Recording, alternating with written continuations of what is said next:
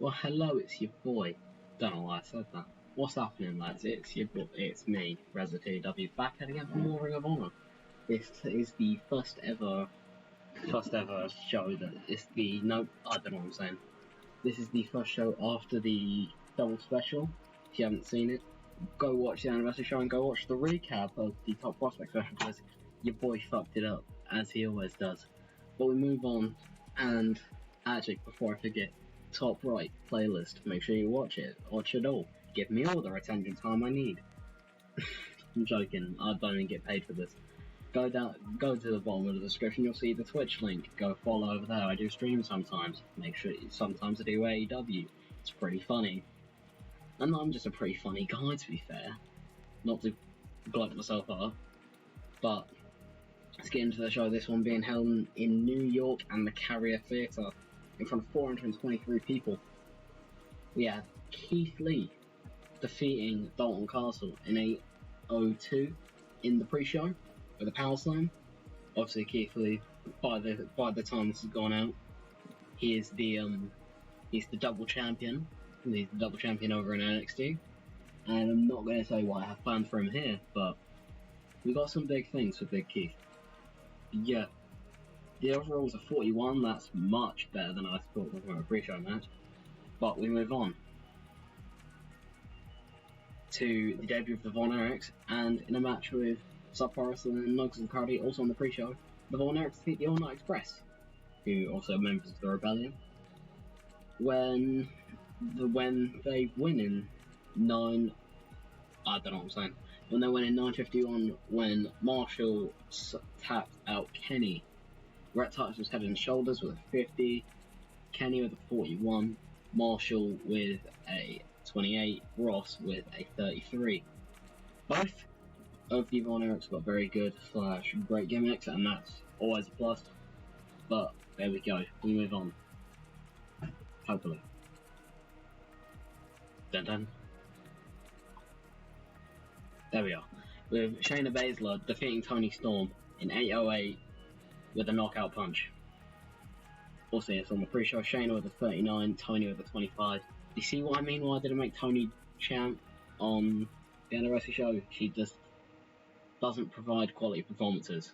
A 34 is not bad for the pre-show, but like a 25, she got completely outscored by Shayna. And yes, it's Shayna Baszler, but this is pre-NXT domination Shayna Baszler. Anyways, moving on.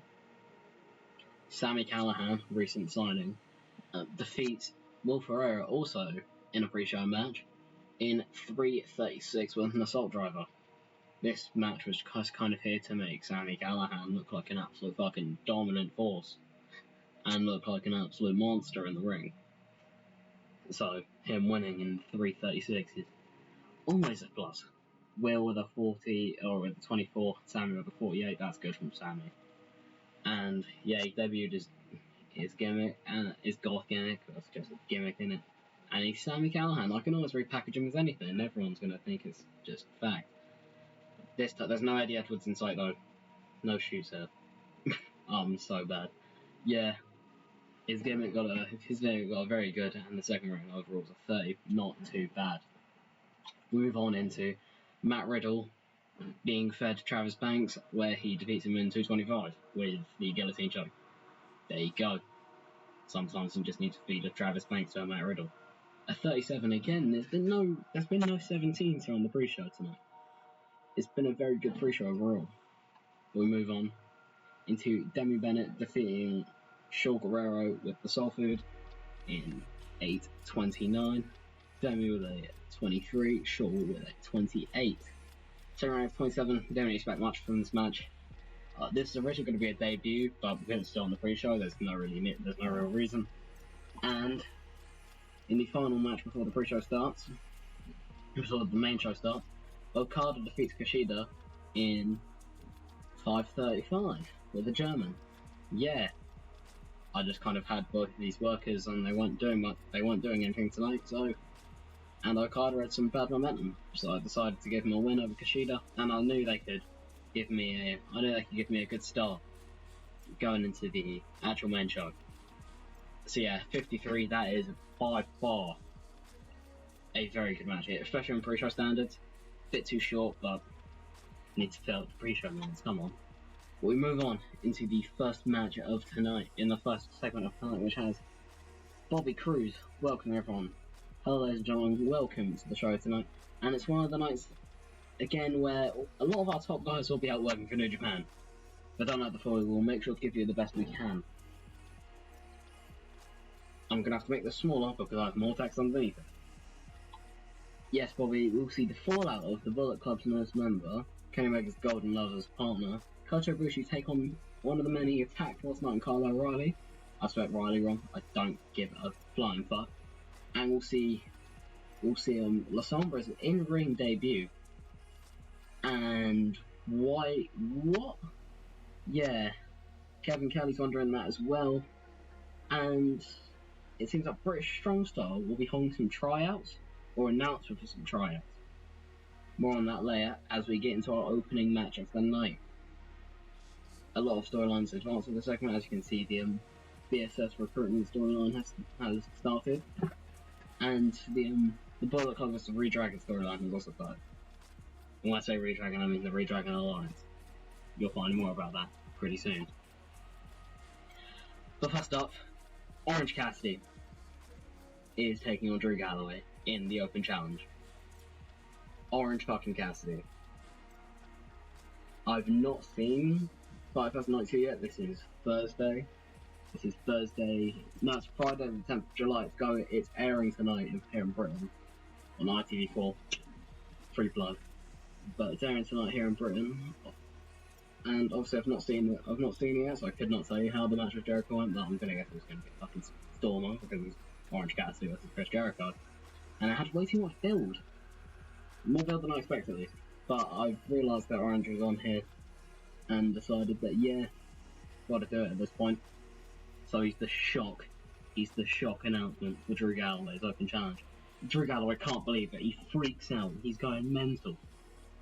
Can't believe it. Yeah, in an extremely short match, Galloway defeats Orange Cassidy in 5:21 with a pinfall with the Scott drop. Yeah, it was not really a thing. I didn't really expect Orange to win this. I didn't really expect Orange to put up a good performance, but 35, again, that's just because the match was a bit short. But there you go. The TV Open Challenge storylines also started, so I don't have to group them with British Strong Style. We move on. With Galleon being Joe Hendry, Joe Coffey, and Mark Coffey defeat Shane Taylor and Bruiser and Young. When Joe Coffey pinned Shane Taylor with the discus lariat, Silas Young was head and shoulders with a 56. But we'll go in order. The Coffeys with a 35 and 39 respectively. Hendry with a 45. Shane with a 31. Silas with a 56. And the Bitsy Bruiser with a 28. There you go. Overall, 46. That's not bad. Move on to Mike Scarrow announcing the British Bootcamp, and that he has a close eye on every match here tonight. Mainly the ones involving British competition, because what would British Strong Style be without Britain? It's kind of self-explanatory. Why would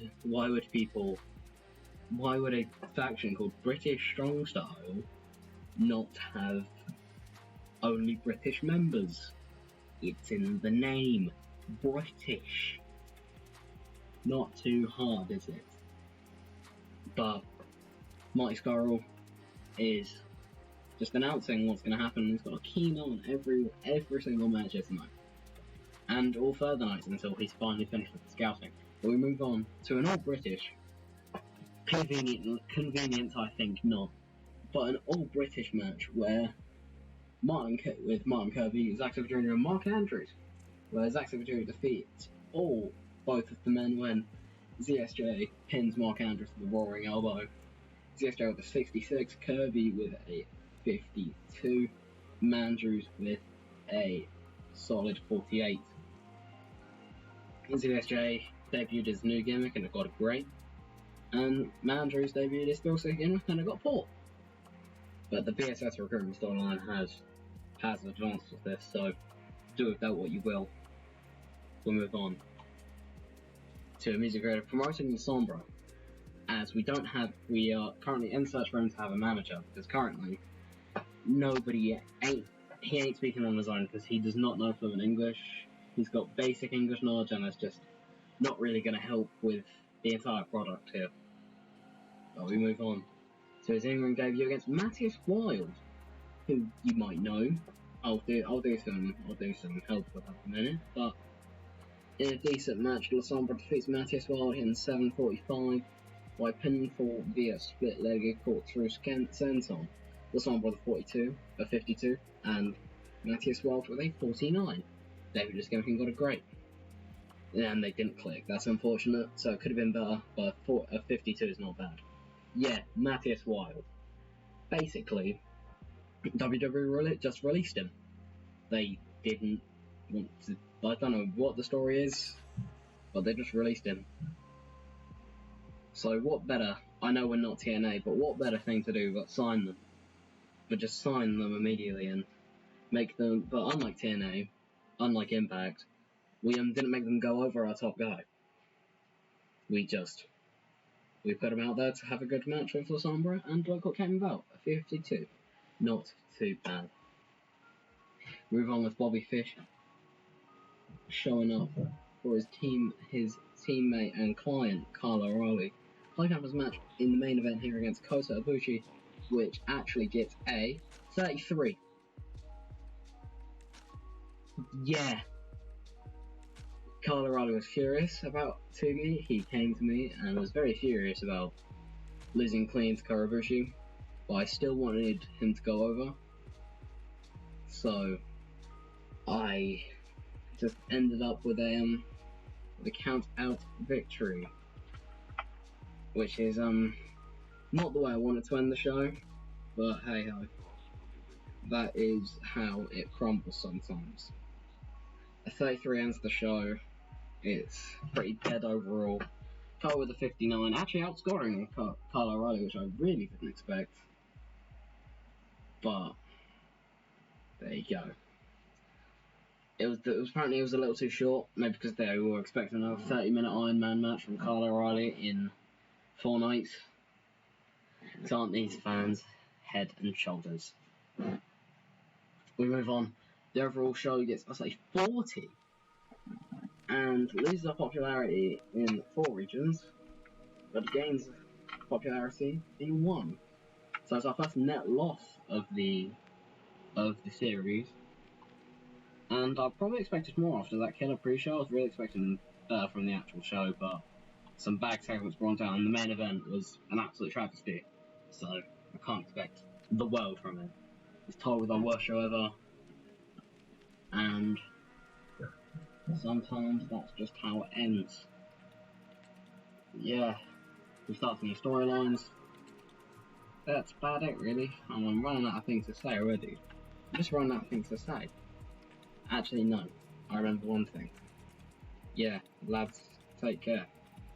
And just remember one thing, boys. Have a nice day. In a bit.